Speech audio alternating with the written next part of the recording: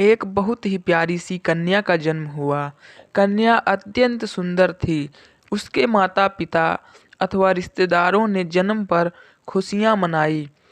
घर में उत्सव जैसा माहौल था। लेकिन कुछ रिश्तेदारों ने कन्या के जन्म की बात सुनी तो आलोचना करने लग गए। कन्या का नामकरण उसके रूप व सौंदर्य के आधार पर विदुषी रखा गया। विदुषी बहुत ही सुंदर और चंचल स्वभाव की थी। जो भी उसे देखता उससे आकर्षित हुए बिना नहीं रह पाता। उसे गोद में लेकर प्यार करने लग जाता। उसके माता पिता उसे बहुत स्नेह करते थे अथवा उसे कलेजे से लगाए रखते थे। विदुषी अपने गांव घर में किलकारियां मारती हुई खेलती कूदती अथवा वात्सल्य रस लुटाती। तोतली बोली में अनेकों अनेक गीत गुनगुनाती पलती बढ़ती रही। समय के साथ वह बड़ी होने लगी। उसके माता पिता ने गांव के विद्यालय में ही दाखिला करवा दिया। वह पढ़ने लिखने में अव्वल थी, जो उसे कक्षा में और बच्चों से अलग करता था। वह जब केवल 8 वर्ष की हुई तभी उसके पिताजी का स्वर्गवास हो गया।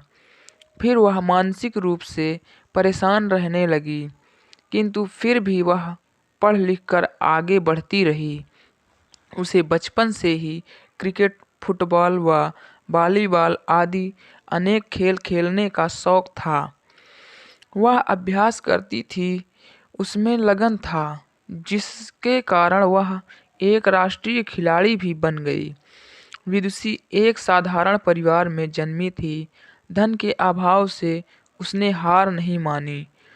उसने कॉलेज से लॉ वकालत की परीक्षा भी पास कर ली।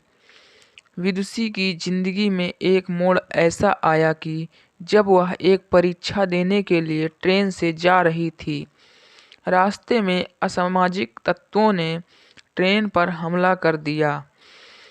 विदुषी ने जब इसका पुरजोर विरोध किया तो डाकुओं ने उसे ट्रेन से नीचे ढकेल दिया।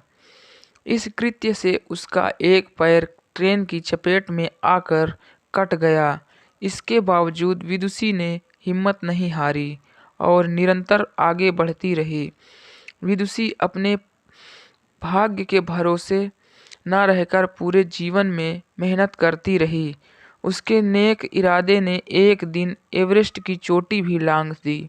अपने देश भारत का झंडा एवरेस्ट की चोटी पर गर्व से लहराता हुआ विदुषी और उसके जज्बे को सलाम कर रहा था। तात्पर्य यह है कि जब आप में लगन व तपस्या की भावना रहती है तो आपके लिए कोई भी कार्य असंभव नहीं रहता। जैसा कि विदुषी के साथ हुआ। एक पैर न होने पर भी उसने एवरेस्ट की दुर्गम में चोटी पर चढ़कर यह साबित कर दिया कि मेहनत और लगन के आगे एवरेस्ट की चोटी भी राई के पहाड़ जैसी हो सकती है।